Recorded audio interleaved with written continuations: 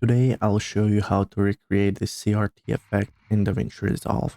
Also, if you want to use this effect in the edit page, I have actually created a preset template for it, so it can be used in the edit page as well. If you would like to get that, the link will be down in the description. And for those of you who watch to the end of the video, I have a little surprise at the end. First, let's get our Fusion composition in, as always. Let's get into Fusion. Here we have our media out, so just put it there. Then we get our background node in. Let's close this for a second. We only need one viewer. We have our background right here. We will go and make alpha 0. Next, we need a pixel grid, so we are gonna pull in our pixel grid for media in, and we are going to merge it over our background. Now we have something like this. After this media in, let's rename it. We can actually add a transform.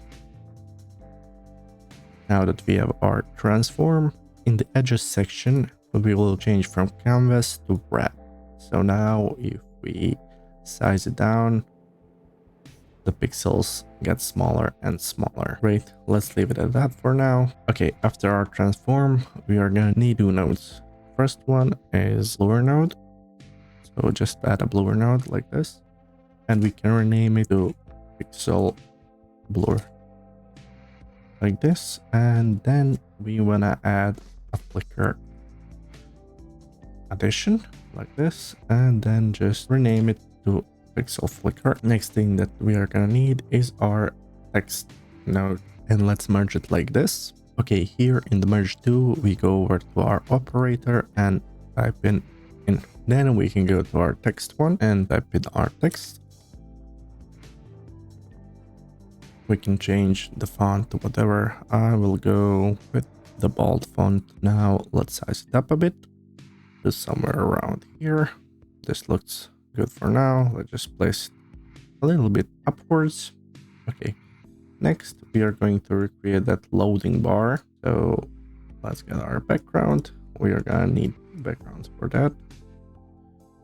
Let's change their colors to white. Okay, now that we have changed those colors to white, let's merge them over like this. And leave that merge right here. Then we are gonna need a rectangle mask. Let's connect the first background and let's get this into viewer. In our rectangle now, we are gonna change center. We are gonna change our width and our height to somewhere around 0.15 should be okay. And then we are gonna uncheck solid and increase our border width to something like this. Then we can increase our corner radius like this, somewhere around 0.5, I would say. Then we copy this rectangle mask, and then we hold shift, press Ctrl, and then paste. And we have pasted the instance of this rectangle. So basically this is just pasting the copy of this same rectangle that pulls the values from the first rectangle that we have created. So as you can see here, everything is green. That's because if we change something, it will change in the first one and in the second one as well. Okay, so now we need to de-instance a couple of things. So right click on solid and go to the instance, right click to border width and go to the instance. We are gonna need the instance the center, the width, and the height too. Let's connect it to our second background, and then we have something like this. Let's check the solid back again. Get our border width down to 0, and then get our height down to somewhere around here, and our width is somewhere around here. I would say it should look pretty nice like this. Now we have to animate it, so let's go, let's say 60 frames forward, and then drop a keyframe on our width and on our center, and then go back to the first frame and keyframe width and the center. On our first frame, our width is gonna be 0 and our center is gonna be right here at the beginning, because now if we play this, as you can see, we have created a simple loading bar. But to make it a bit nicer, we can go to our spline, check everything, click zoom to fit, select all, and then just press S on your keyboard to smooth those keyframes out. Okay, now that we merged that, we can merge everything over our text, and then we have something like this. And the next two nodes that we're gonna need after this merge are blur and glow. Let's rename these nodes. On our blur, we are gonna rename it to pre-blur, and our glow is gonna be pre-glow. Why did we add these blur and glow nodes? Well, when we are trying to emulate CRT screens, we can't have these sharp edges because they didn't have sharp edges. So our re-blur is the fix for that. So if we increase our blur size somewhere around 3 like this, as you can see, there are really no sharp edges here. And our pre-glow amount is just the distance between the lit pixels and unlit pixels. So if we increase our glow, as you can see, the lit pixels expand, and if we bring that down, as you can see, if it's all the way down, then it looks like this. But if we increase it, we get this effect. So I would say that's good enough for now. Okay, if we go back to this merge 2, we can actually add something that is called chromatic aberration. So we go to our effects, we go to templates, we go to fusion, the confusion, and in tools we have this chromatic aberration. So let's add that, and we connect this to here, and as you can see now we have this a little bit of a red leaking out. If we increase that leaking is gonna get out of control really quickly, so take care with this slider. Around here should be nice. If we double click on here, as we can see, we have two directional blurs and we have two outputs. So next thing that we can do is add a merge, and from our chromatic aberration, take the second output and connect it to the green triangle of merge. Now the effect looks even better. So let's get down. As you can see, now we have a lot of chromatic aberration. Okay, next thing that we can add are scan lines. So let's add our scan lines. As you can see now, this is the effect that we are getting. You can adjust that however you like. Let's get our pre-blur just a bit down, somewhere around here, and our pre-glow somewhere around here. Now it's starting to look a lot better. Let's get our chromatic aberration down a bit more, somewhere around here, I would say.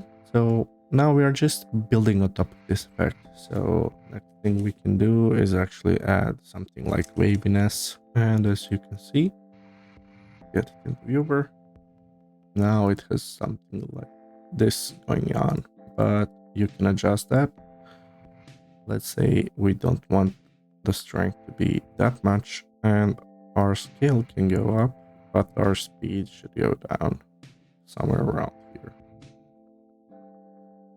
And then we have like these mini flickers, like the pixels are moving. Okay, the next thing we can add is again glow, but this time we are going with this glow right here. Let's get this in, and this here we will rename this post glow, because this is adding the glow on top of everything.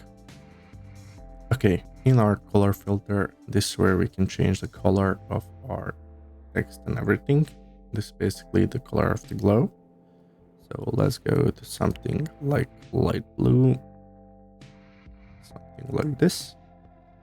Here you have sliders for gain. If you want more of this blur to be exaggerated, you have just a gamma for it, and you have saturation if you want to change that. I don't usually mess with spread, but you can do it if you like to. For now, we'll leave it like this, and then we can add something like brightness contrast. Here you can fine-tune your picture to look however you want. If we get our gain down, we get something like this. You can do a lot of stuff with this, so you guys can play around with that where you like. As you can see, we can make something like this happen. Okay, I think this is okay. Then the main thing that we have to add is actually a lens distort node. And then we, in the mode, click on distortion. And here in distortion, you have the slide. If you slide it on the right side, it bends outwards, and if you slide it to the left side, it blends inwards. CRT screens are usually bended outwards, so we can do something like this. Then after our lens distort, we can just add a transform node, basic transform that we increase our size with. Somewhere around here should be good. Now we have this transform here for our pixels. As we go back, this is what's selling the effect. Resizing of your pixels is what really sends the effect. As you can see now, this looks really cool. Then we can go back to our pixel flicker, and then we can change our flicker type to alpha. And when we play this, you get this little bit of flickering right here. And that looks awesome. So now all that's left to do is connect to the media out, and there you go, we have this effect. Of course, you can build upon it. Let's say that I want to add the glitch effect on top of this. Okay, I got the glitch effect in, so just merge it over, something like this. And in the operator, we can go under, and now we have that cool CRT glitch effect happening all over the screen. We can fine tune it however we like. We can increase our pre-blur so it looks even more like a CRT TV would. Have this glow. So there's a lot of stuff that you can do with this pipeline. You can make a lot of cool stuff with this effect. Okay, I now want to show you how this actually works in the edit tab. Okay, now we are in the edit tab, and we just have plain simple our text and our glitch effect and our loading bar. Now we go to the effects, and here we have MBvisualedits, and this is the MB CRT. Just add it on. Let's get this down. Here we have some controls. We have effects, RGB split, this is the chromatic aberration. We have post effects like pause glow and brightness that we had before, and here are pre-effects. We have pre-blur size and blend and pre-glow. So first here we have our distortion. You want to distort it. It's same as in the Fusion page. Let's distort it somewhere around here, I would say. It's nice. And our size can go to somewhere around here. This looks fine. And we have our pixel size. We can get them down to somewhere around here. And our pixel blur, we can bring it down to somewhere around 1.2. This looks nice. So let's get our pre-effects. So pre-blur size, let's get it somewhere around 7, I would say. Let's adjust our pre-glow size, our glow up to somewhere around 0.5, I would say is the best, and leave everything else as is. We can go to our RGB split, adjust our RGB as well as we can add different. As you can see, you can choose a lot of different stuff with this. There's a lot of different combinations that you can do, but we are gonna go basic. Top one is red and the bottom one is blue. And we get this RGB split happening. So our chromatic aberration should go down to somewhere around here, 0.3, I would say 0.03. It works the best. So let's add our effect. So right here we have same the scale, strength, and the speed at which it is happening. If we play it again, we can see it how it's waving the pixels around. That's exactly what we want. So let's increase our line frequency and change our line angle to something like 90. And in our flicker, we can increase our speed and range and smoothness. So now we have something like this. You can always bring down your line frequency and get a new look. By doing that, let's go back to our controls, and in the pixel size, make them a little bit smaller. You also have pixel angle. If If you want to change that, you can change how the grid looks. And you also have pixel aspect that you can change and make your pixels more dense somewhere around here if you really want to. Okay, I'm happy with this. And now we can go to our post effects. Again, first we have to get this post glow opacity up to somewhere around 0.5 is the best. Next, we can choose the color. We can choose the same color as before. So somewhere around here should be fine. Yeah, we can leave it at that. We can decrease the gain and increase our gamma. You also have this shine threshold that you can adjust to fine tune your effect however you want. Also have gain and contrast, so you can make a lot of crazy effects with this. Let's increase our gain a little. Somewhere around here I would say is enough. So there you have it. You can check this plugin out down in the description. It is a paid plugin, but if you want to support me, this is the way. Oh, and for those of you who stayed until the end of the video, I'm actually doing a giveaway of this effect. In 2 weeks time from posting of this video, we are gonna give this effect away to 3 lucky winners. And to participate, you have to subscribe, like the video, and comment. And your comment should include the phrase "I'm here" anywhere in your comments. So see you guys, and thank you for watching.